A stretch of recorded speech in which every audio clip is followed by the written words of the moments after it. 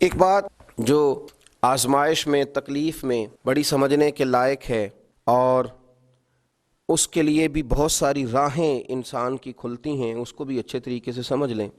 کئی دفعہ زندگی میں ایسا ہوتا ہے کہ انسان پر مشکلات آتی ہیں تو وہ کوئی سبب اختیار کرتا ہے، کوئی تدبیر کرتا ہے تو اللہ اس کے لیے آسانی فرما دیتا ہے۔ بیمار ہونے والے نے دوا استعمال کی، مناسب پرہیز کیا، اللہ نے شفا عطا فرما دی۔ کسی جگہ کسی منزل پر سفر کرنے والے کسی شخص نے گاڑی حاصل کر لی، صحیح رستے کا آغاز کیا اور وقت پر سفر شروع کیا تو اس کی منزل آ گئی۔ بہت سارے انسان کو دنیا میں مشکلات کا سامنا ہوتا ہے، وہ اس کے لیے جب تیاری کرتا ہے، اسباب اختیار کرتا ہے، کوشش کرتا ہے دنیاوی طور پر، تو کہیں نہ کہیں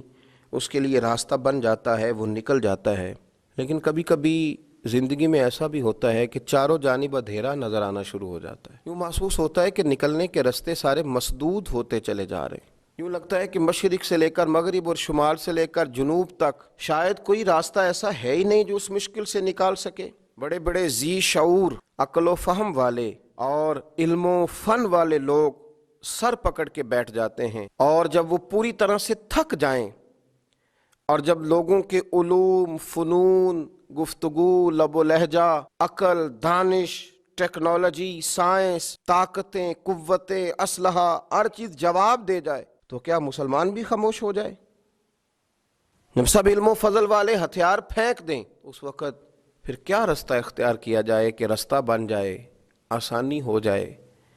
منزل کی طرف بڑھنے کے لیے سواری کا بندوبست ہو جائے؟ تو میرے رب کریم نے وہاں بھی اپنے بندوں کو مایوس نہیں فرمایا، بلکہ اللہ کریم نے فرمایا وَمَن يَتَّقِ اللَّهَ يَجْعَل لَّهُ مَخْرَجًا۔ سورہ طلاق کو دیکھیے گا، فرمایا جو اللہ سے ڈرتا ہے اللہ اس کے لیے نجات کا راستہ پیدا فرما دیتا ہے، اللہ ہر مشکل سے نکلنے کے لیے اسے راستہ عطا کرے گا۔ اب جب سارے راستے مسدود ہو جائیں گے تو پھر مسلمان کون سا راستہ اختیار کرے گا؟ وہ استغفار کا راستہ ہے، وہ توبہ کا راستہ ہے، وہ اللہ کی بارگاہ میں حاضری کا راستہ ہے۔ وہ پھر اس کے حضور عرض کرے گا کہ مالک ہم تو تھک گئے، پر تجھے نہ نیند آتی ہے نہ اونگ آتی ہے، تو رحمت فرما۔ پھر لوگ استغفار کریں گے، پھر اس کی بارگاہ میں حاضری دیں گے، پھر اس کو منائیں گے، اور جب استغفار کا راستہ اختیار کیا جائے گا تو رب فرماتا ہے یجعل اللہ مخرجا، میں ہر مشکل سے نکلنے کا راستہ عطا کروں گا، وَيَرْزُقْهُ مِنْ حَيْثُ لَا يَحْتَسِبُ، اور تمہیں وہاں سے روزی دوں گا کہ تمہارا گمان بھی نہیں ہوگا، تم نے سوچا بھی نہیں ہوگا۔ حضرت ابن عباس رضی اللہ تعالیٰ عنہ بیان فرماتے ہیں کہ نبی پاک صلی اللہ علیہ وسلم نے فرمایا جس نے استغفار کو لازم پکڑ لیا، جس نے اپنے اوپر لاگو کر لیا کہ مجھے اب استغفار کرنا ہے، مجھے اپنے رب سے بخشش مانگنی ہے، جس نے استغفار کو لازم پکڑ لیا،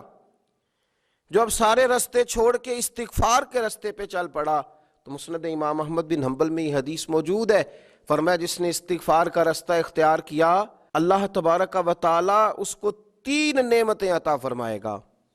یا رسول اللہ صلی اللہ علیہ وسلم کون سی؟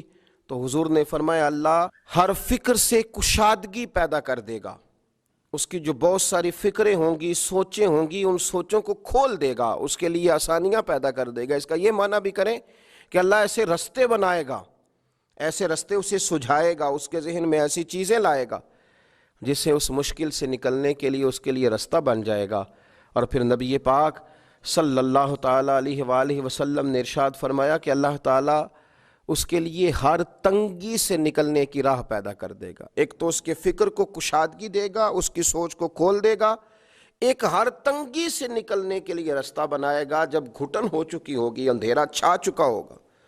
تو جو استغفار کو لازم پکڑے گا اللہ اس کے لیے راستہ بنائے گا۔ اور تیسرا میرے پیارے حبیب علیہ السلام نے فرمایا رب وہاں سے رزق دے گا کہ کبھی اس نے سوچا بھی نہیں ہوگا۔ تو جو استغفار کو لازم پکڑے اس کی اللہ فکر کو کشادہ کر دے گا،